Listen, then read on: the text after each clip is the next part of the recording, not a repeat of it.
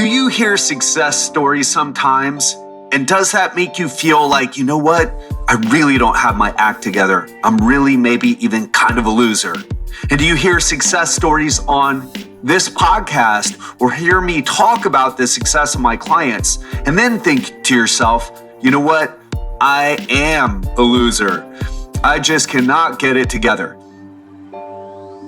Well, I had a conversation with one of my clients literally yesterday, although this podcast won't be going out for a while. But I had a conversation with my client, Ryan, and he was telling me, Ted, you know, it's great to hear about some of the success stories because it's inspirational, but I feel like sometimes I judge myself too harshly against those success stories. And then you share some of the people who are struggling, and then I feel better about myself. And so that's what we're going to dive into today. What is up, my friends? I am health expert Ted Ryce, and welcome back to another Real Talk Friday on the Legendary Life Podcast. Now, if this is your first time listening, what we do in this podcast on the Legendary Life Podcast is we break down science-based information on how to lose fat, prevent disease, and live a longer, healthier, legendary life. But on Real Talk Fridays, we just have a conversation. We have a conversation about real stuff, what's going on, and how we can be better. So we dive into the psychology of success, not just with weight loss, but with life in general. And so I want to bring you back to that conversation that I had with my client. And I even asked him, well, Ryan, could I share some of your stories, some of what we talked about today? And I want to share with you Ryan's situation. So he runs a successful business in Silicon Valley. And when he first signed up with me, it was pre-COVID, pre-quarantine, pre the shit hitting the fan.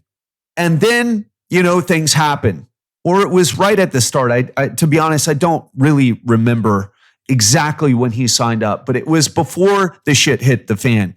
And then things started going nuts. And then all of a sudden he was in a situation where he was getting stressed out about how, he might have to let go employees. And how is he going to keep his business running, even though his business was considered essential? And in the beginning, when he first signed up, he lost 10 pounds right away. But then it became the struggle. Also, he has 3 children who are being homeschooled, and his wife is pregnant with their 4th child who will be born in August. So this is what he is dealing with. Now, this is a guy who's successful in many aspects of his life, in relationships, with his wonderful family, with his business, but with his weight, the stress started piling on until the stress from the business started piling on. And all of a sudden, his wife is at home and pregnant. And you can imagine, right? And some of you are probably in that same situation. And then he's got his kids all at home. You're probably in that situation too, homeschooling your kids. And then the riots happen, the protests happen, the media craziness happens, the conspiracy theories go nuts. And your friends are struggling. And you can't even see your friends. And so what I wanted to let you know, well, I've mentioned guys like Jeff, shout out to you, Jeff, who just, he signed up to the program and just started crushing it. And he's just 7 months into his journey. His body looks incredibly different. But I'll tell you this, I share Jeff's story because it's a best case scenario. It's what happens when you have, let's say, your ducks in a row, when you have your life together in many different ways. You just needed the right information, the right person at the right time. And that's what I was for Jeff. And I can't wait to have him back on. Jeff, when he did the last interview, if you remember it, and in case you don't remember, he's a financial advisor from Georgia. He was like, yeah, he was doing well, but now he's really doing well. And I can't wait to get him back on the show to share how well he's doing. He was like, man, you've changed my life. But then there are other stories like Ryan's story, where Ryan just now started to create a breakthrough for himself because, and I'll talk about this a little bit. I'll talk about Ryan's situation. Actually, you know what? Why don't I dive into it right now? Then I'll talk about some other of my clients. So Ryan's situation was this. We had been working together. He got great results at the beginning, but as all the details that I mentioned about him and his life and what was going on, those started to pile on. But in addition to that, it was like trying to figure out, here's what I do with my coaching. I'll set it up like this. And this is an idea I'll expand on a different podcast. But for now, I don't tell you what to do. I help you and we figure out your recipe for success. For example, I had egg whites with chopped Chinese cabbage covered in dried Thai bird chili powder with slices of ginger on it. And I had a miso soup, 15 ounces of watermelon. That's part of my recipe for success. If you just heard that and said, wow, that sounds disgusting, Ted, cool. That's because it's not part of your recipe, right? There's a recipe for success for every single person. And so a lot of people, what they'll do is like, oh, tell me what your secret is. Is it cutting out carbs? Is it doing keto? And what I really do is help people find their recipe for success. Sometimes that involves less carbs. Sometimes it involves more carbs. Sometimes it involves like, hey, these are the food choices. Sometimes it involves like Jeff eating ice cream, drinking some beer or cocktails and some pizza and ordering a dessert just to himself, but still staying lean.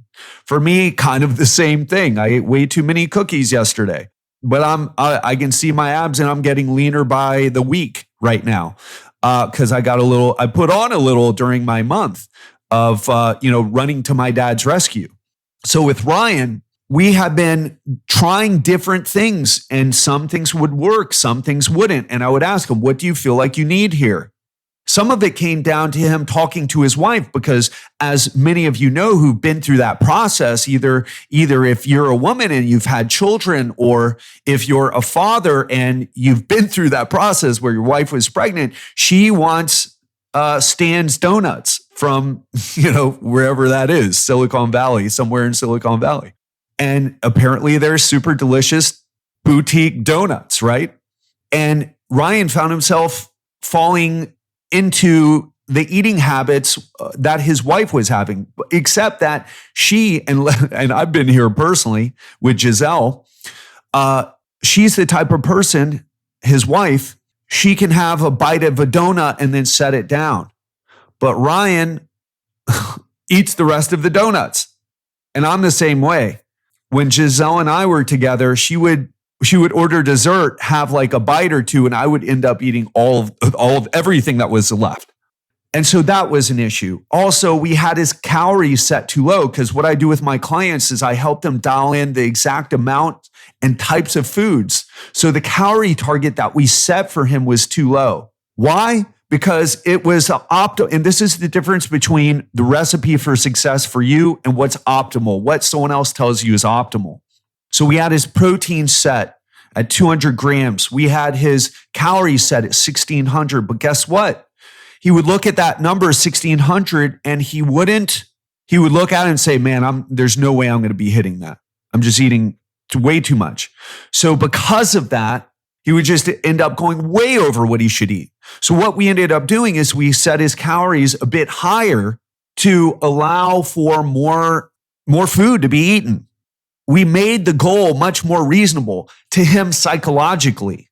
This is the mental game of fat loss, right? I actually learned so much from coaching my clients. I learned something great from that. I'm like, wow, now I know exactly what to do with someone who's struggling. If I have them on something optimal, I've got to bring them away from that and just say, look, this isn't working for you. Let's raise the amount of food you're eating, and then we'll tweak from there as you get leaner. And now Ryan's been on a roll because of doing that. Also dialing in his workout. You know what Ryan told me? He's like, you know what? I don't like having a lot of workouts. If I could just perform one workout and just do that over and over and over, because I look at a new workout and I look at it and my brain says, oh gosh, this is something I've got to learn. And I just feel like overwhelmed by that. I'd rather just go in like, Steve Jobs wore the jeans and the black turtleneck and whatever shoes, the New Balance shoes or whatever. And that was his That was his outfit because he didn't want to have to think about it. But other clients, like my client Ashley, shout out to you, Ashley, amazing transformation that Ashley's made. She likes different workouts. And my client Liz, who's done great, she likes different workouts as well. So we all have to figure out the recipe for success. So if you've ever wondered, Ted, why don't you share your secrets? That's because the secret is you've got to figure out what works for you. Some people can be more strict with what they eat. Others are going to have more flexibility. Some people are going to need more variety with their workouts. Others are going to just want the same workout. For me, I do the same workout over and over and over again. I've changed it up recently since I've been to the States for the past month. But when I was in Colombia, where I got my leanest, I was doing the same workout over and over and over. And now I'm doing the same thing here. I just have a new workout that I'm doing it with.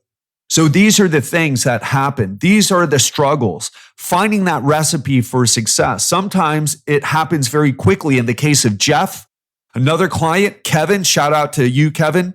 Kevin's a 31-year-old guy, actually in Florida, signed up with me, territory sales manager, just crushing it in life, this guy at a young age.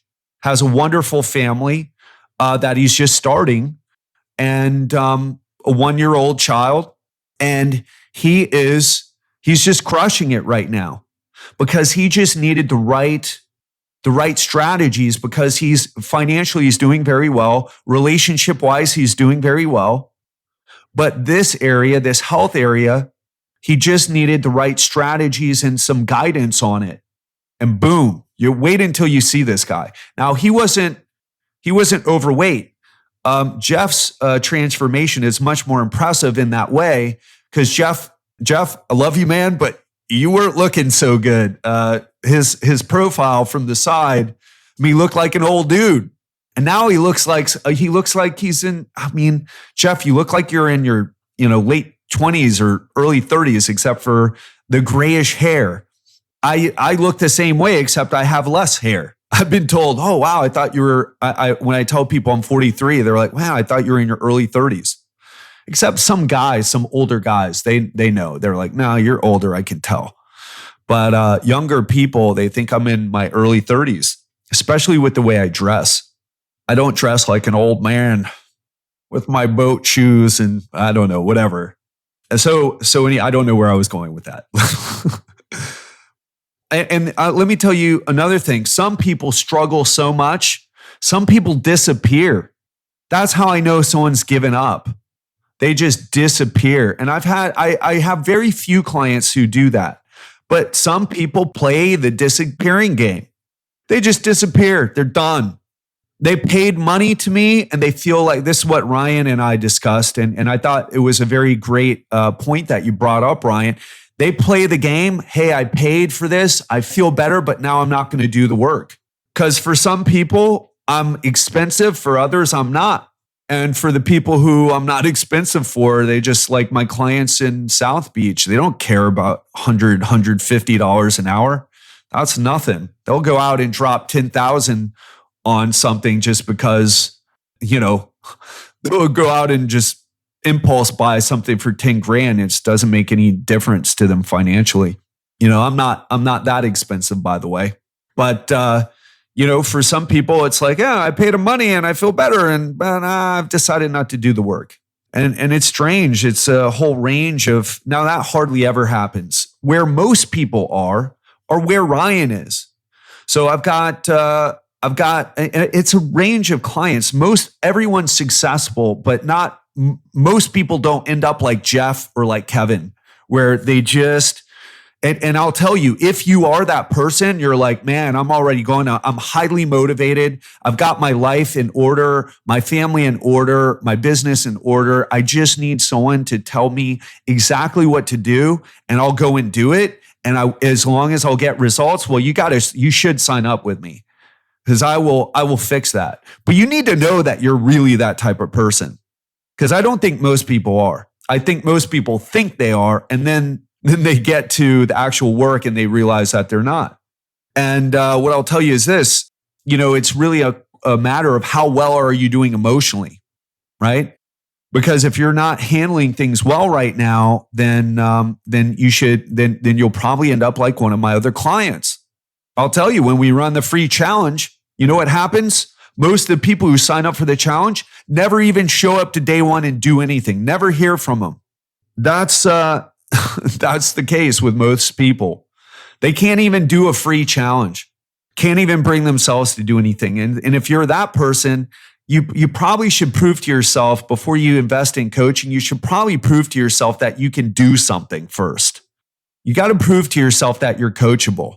Because if you're like, I won't do anything, but maybe if I pay Ted some money, magic will happen. I wouldn't do that. I wouldn't join a coaching program if you're in that situation. Go prove to yourself that you can do something. And then when you start to establish a routine, that's when, okay, I'm ready to take this to the next level. That's who I work best with. Or those are the people who get the best results, is what I should say. Let me tell you about some other people. Now, I didn't ask to share this, but I will share. Like Darlene, shout out to you. Hopefully you're cool with me sharing. I won't divulge too much personal stuff, but Darlene's a fitness professional, a successful person in her life, successful and doing fitness as well as her career and wanting to make that full transition. And she signed up with me because she knows that having a coach, let me tell you something. If you're a fitness professional and you've never hired a coach, but you sell coaching, there's going to be a part of you that says, when your clients say, oh yeah, I could hire a coach, but I really don't feel like I need one. There's going to be a part of you saying that, oh, I know exactly what you mean, or whatever your excuse is. Oh, I can't afford one. And then your clients are like, yeah, I would love to hire you, but I can't afford you. And you're like, yeah, I know exactly what you mean. If you're a coach, you got to invest in coaching. It'll change your business, right? Because basically you're showing that you actually believe in what you're doing, right? But if you're saying like, oh, I don't need a coach. By the way, never hire a coach. And I'll tell you this, don't ever hire a coach who's never hired coaches before. What is that? Right? They don't believe in it. Oh no, I don't need a coach. I got it all figured out. That's fucking lying. And you're not going to do well financially. You're not going to do well business-wise. Everyone that you're going to talk to, you're going to be like, yeah, I know what you mean. I don't hire coaches either. I hire coaches. I've got a list of people who I want to work with. I can't wait to work with them. I've been sidetracked a little bit by this COVID thing and also by caring for my father. Anyway, back to Darlene. She's had some struggles and she's a fitness professional. Liz has done great, but she's working through like, wow, how do I get everything together with working from home? Working from home, she's got 6 people in her family, dogs and the whole thing. Dean's another one. Shout out to you. I've mentioned Dean a few times, but Dean's actually in the category like Kevin and Jeff, where Dean's going to be an amazing transformation. He's just a person that needed the right information, the right coaching, in other words, the right guidance, and he is just crushing it. And by the way, Dean did not want to sign up with me. He almost talked himself out of signing up with me, didn't you, Dean? But I was like, come on, man, let's do it. Do you want to do it or not? And he did it. And he's like, man, it's just, he didn't say, man, he doesn't talk like that. That's me. But what he said was, wow, this was such a great investment. It just saved me so much time. I can't wait to get him on the podcast. Seriously, Dean, your results, they're seriously inspiring. But even Dean, during our last call, he had a little setback, a personal setback, had some things happen in his house, had like a little ant problem he had to get taken care of. Then I have Mary. Mary's lost nearly 20 pounds in 6 weeks, and she's diabetic. She's 68 years old. She had a big setback on July. Actually, all the Americans that I'm working with right now had a big setback with Father's Day for the guys, and after 4th of July, because that's when all the Americans get together, eat hamburgers, hot dogs, pizza, and wherever else. The American food fair, right? Big pretzels covered in cheese and I don't know, whatever else. So everyone has setbacks. And I want to share one thing now. This is the truth. It's like one of the biggest things that I do for my clients is that I help them here's what I'll say it like this. They tell me, hey, listen, if I wouldn't have been in this program, I would have quit a long time ago. Why? Because of a lot of reasons, mostly mindset, mostly focusing on the wrong things. Sometimes the wrong things are negative emotions. Sometimes the wrong thing is, oh, I'm putting on weight right now. My weight loss isn't happening. I had one client, get this. I had one client, she's doing everything right. This is a one-on-one client. She's doing everything right, but get this. She's lost weight. She lost about 6 pounds in 2 weeks. Great progress, just awesome progress, really on the ball. And then we got her into the gym training hard. She's working with a trainer and she started putting on muscle. And here's something to keep in mind, people. I don't run a weight loss program. I run a fat loss program. What's the difference? Isn't that the same thing? Hell no, it's not. I'll tell you why. If you want weight loss, here's what you do. Eat as little food as possible. Make sure you eat low protein and do a lot of cardio. Your weight will drop like crazy. Oh God, is that the secret? I'm going to go do that right now. You're about to learn a hard lesson if you do, because guess what? Most of that weight is going to be muscle. What does losing muscle do? Lowers your metabolic rate. It's going to make it harder for you to stay that way. It's going to stack the deck against you, and you're not going to look hot and sexy when you lose all that weight. You're like, man, I don't look the way that I thought I would look when I lost all that weight. That's because 40% of it was muscle. 30 to 40% of it was muscle. You messed up. I don't do that. What do? I emphasize resistance training, high protein, and I get awesome results. But awesome results with fat loss and building muscle. What happens though if you just use the scale? You step on the scale, you see the initial drop, you're like, yay! And then the scale starts to slow down. The weight loss starts to slow down. And you're like, my clothes are fitting better. I've lost inches, but why isn't the scale like showing it? Because the scale doesn't show that, silly. It's not what the scale does. It's still a good metric. It's not showing you the fat loss and the muscle gain. You've got to think. You've got to be a little bit more detached emotionally from the number on the scale and just use the metric for what it is. This episode is sponsored by Organifi. Do you want to know a secret that all my coaching clients follow? It's really simple, but powerful.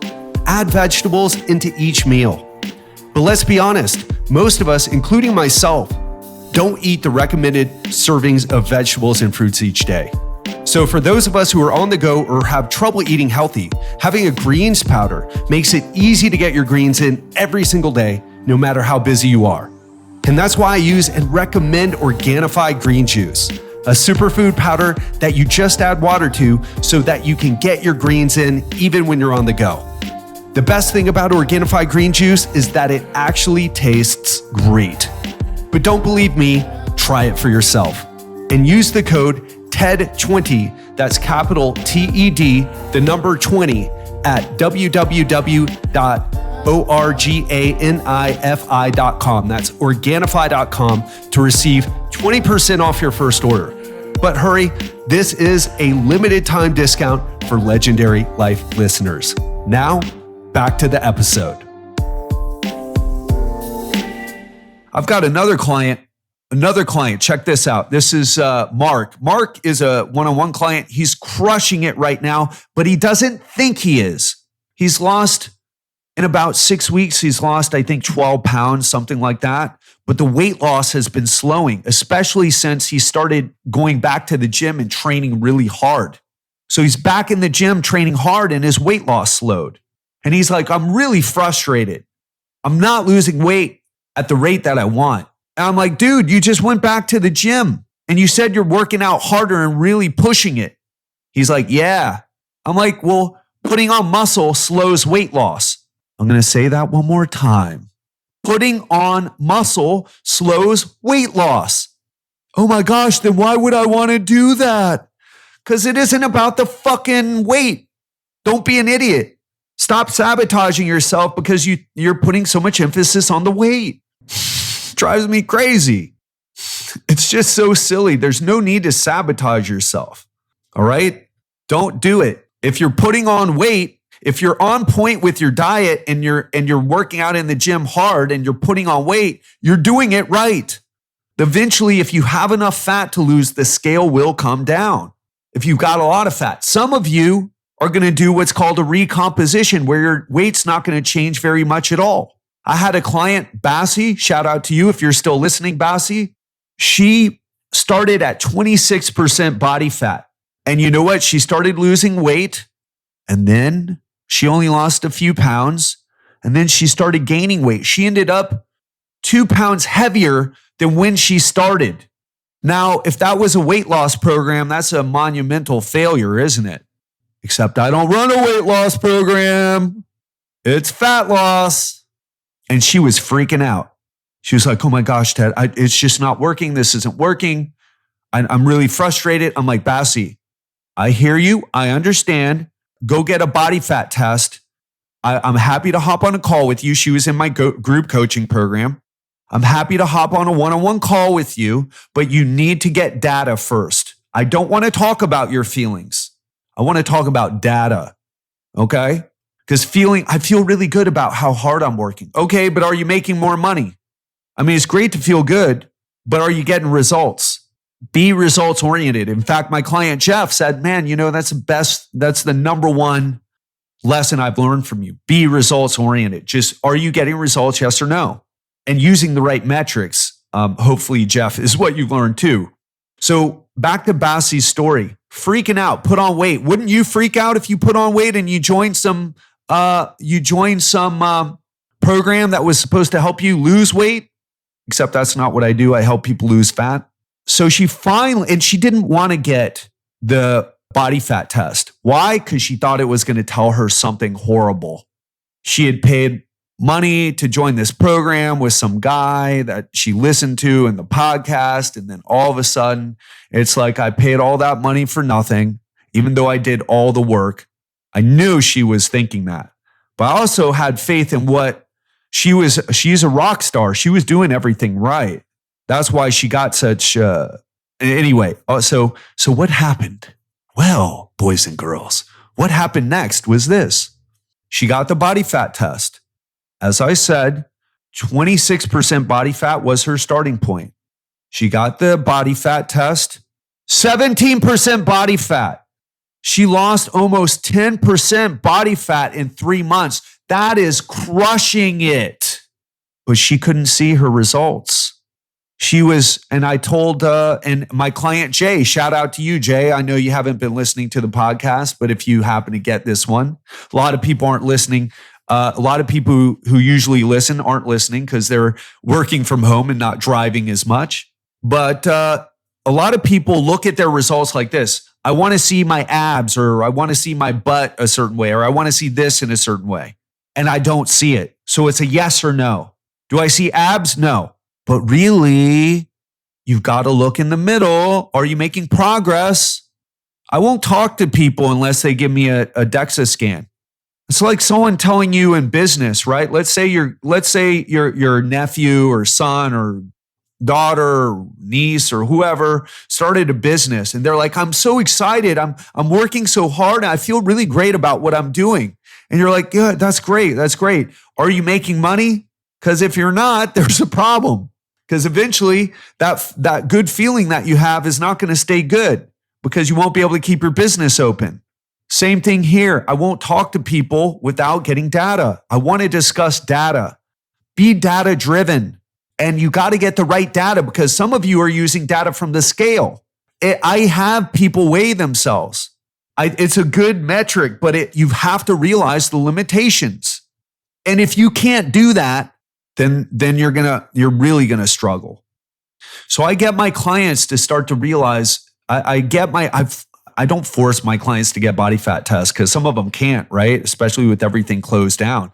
But I get them to make that shift. It's not about the weight on the scale. Although if you're obese, eventually your weight's going to come down.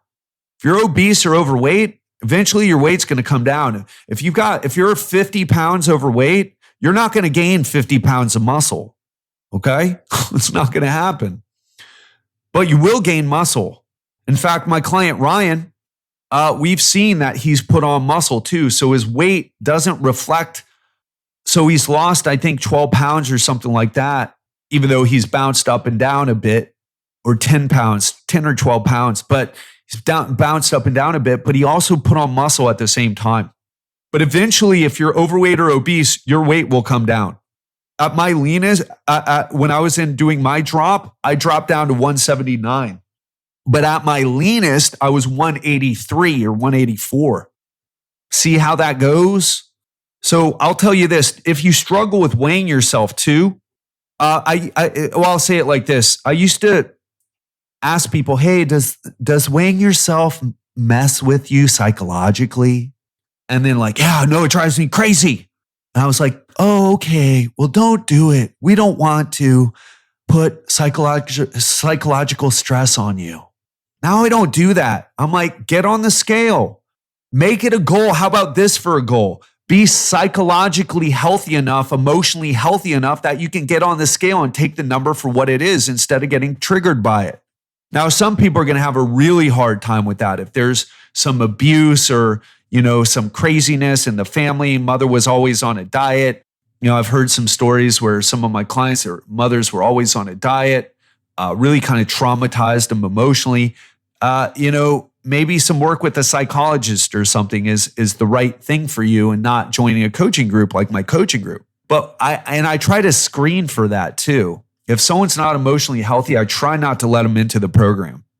You need to be emotionally healthy enough to be part of my program. That's really what the screening process is about, right? Some people, it's just not going to be right for them because they need to work on themselves emotionally before they can do a coaching program. They're not quite coachable. They're just going to spend the entire time freaking out and obsessed about the weight, real angry about it, even though they're getting, I'm really angry that I have not lost more weight in your program.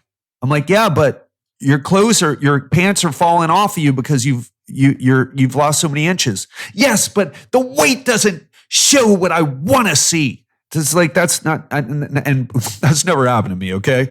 But if I get that vibe from someone, I'm like, go see a psychologist, go work on yourself, go figure out your broken relationship or your issues with your children or whatever it is that's bothering you. But this is not the right program, right? You need more personal development or maybe even therapy. So I challenge people to do things because that's where the growth is, in the things that are uncomfortable. And I want to share this with you. Very few people have what it takes to see this journey to the end, because what most people say, they're like, oh, I could never get as lean as you because I'm not willing to sacrifice my life. It's like, do you think I'm sacrificing my life? I ate an entire box of cookies to myself yesterday. Exactly what part of my life am I sacrificing here? I feel like $1 million. I eat what I want, not as much as I want, but I eat what I want when I want. And if I want to get leaner, I can do it. And I don't even have to track my macros or calories or anything like that. I can do it spontaneously. I just started tracking again, but for the past month, I haven't been. And I just really tracking again just to kind of be there in the trenches with my clients, just to let them know, hey, I'm tracking again. Why aren't you tracking? Whenever you're off track, you want to get back on track, start tracking again, So I know I'm kind of running around and sharing a bunch of things today, but that's what's going on in the Legendary Life program world. That's what's going on with my clients. And hopefully this makes you feel a little bit more normal. But I will say this. There's 3 big areas of life. Your finances, we could just call it money, finances, career, etc. And then there's relationships, and then there's health. And I want to say that again. This has to do with emotional health more than anything else. And what I help people do, and good strategies too. You can have the wrong strategies. If you think carbs make you fat and fat doesn't make you fat, and you're cooking all your vegetables in butter because fat doesn't make you fat, and you're pouring MCT oil in your coffee because fat doesn't make you fat. In fact, the more fat you eat, the more fat you burn. That's not going to lead to success. So you can have the wrong strategies. And if you feel like you're an emotionally healthy person, but you're not having the right strategies because you're not getting results, I'm your guy. And if you're in a situation where you feel like you're emotionally healthy enough to do a program like mine, I'm also your guy. But a lot of this has to do with you being honest about where you're at. And to understand too that the journey is not without its setbacks, not without its struggles. I've been struggling for a month, not with my food intake. I've been struggling with helping my father and all the things that have revolved around that, which affected my food intake.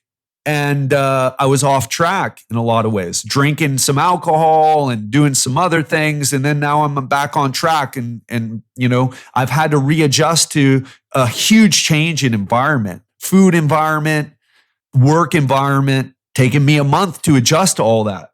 The journey is not without its struggles. You need to realize that falling off the wagon is not the opposite of success.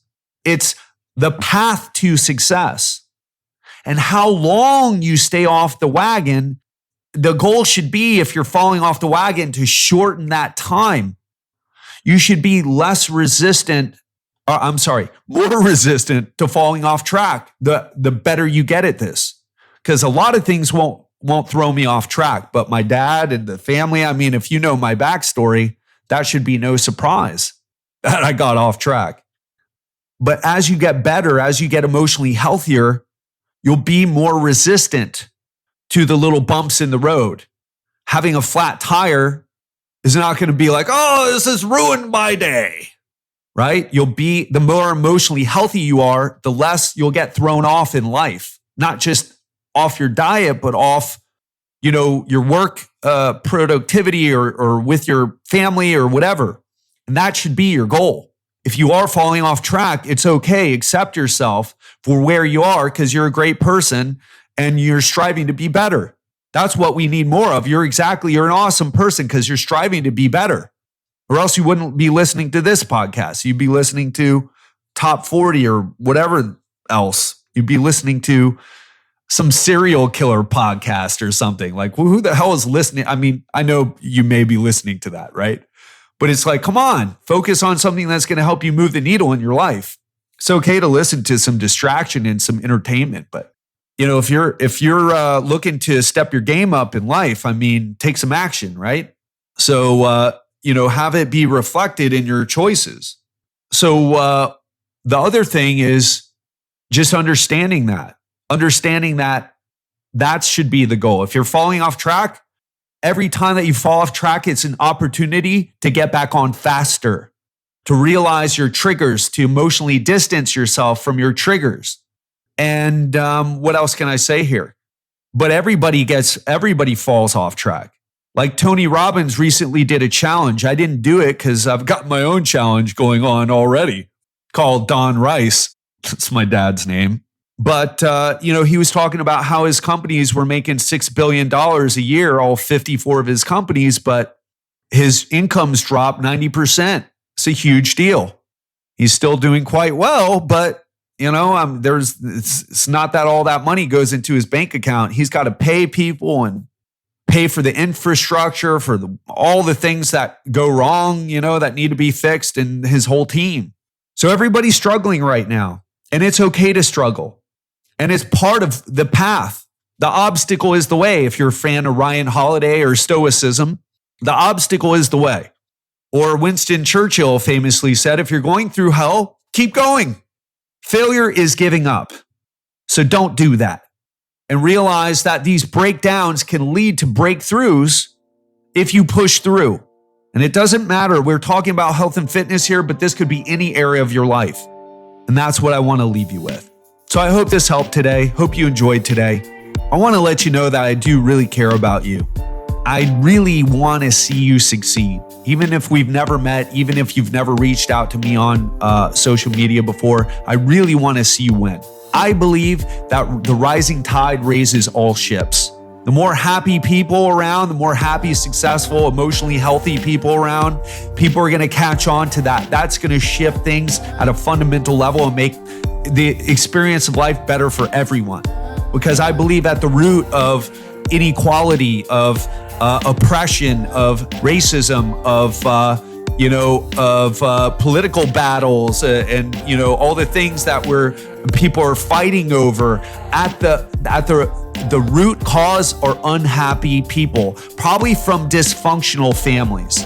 And so the more people who step up and shift to a more positive and emotionally healthy place, that is the answer. Even if we differ about what we agree on, who should be president, if we disagree on what type of approach we should take economically or politically, or what our religion is, the more emotionally healthy people are, the better everything's going to get. The less stress, the less fighting, the less bullshit. So let's all step up. Let's all make a change. Let's all hold ourselves to a higher standard. And let's not point the finger outside of ourselves. Let's say, hey, listen, point the finger at me. How can I get better? Because it starts with me. And the more people who do that will create this shift, will create the experience of life that you want, will create a better world to live in. And I think we all want that. Why have more? You're going to have stress anyway. You're going to get sick. You're going to lose everything and everyone that you ever cared about. Eventually, either they're going to die or you're going to die, or people are going to go different directions. At the end, you lose it all. So why add more stress to that whole process? Maybe one of the reasons why we are so unhappy is because we haven't made peace with that yet. That's a topic for a different podcast, but something to consider. So listen, keep working on yourself, keep pushing forward, keep raising the tide, because all ships rise when that happens. Keep that in mind. That's the thought I want to leave you with. And also, I want to ask you, like I have been asking after every episode, what are you going to do differently after having listened to this podcast? Go do that and do it right now. That's all I've got. Love you. We can do this. We can get through this, but we must take action.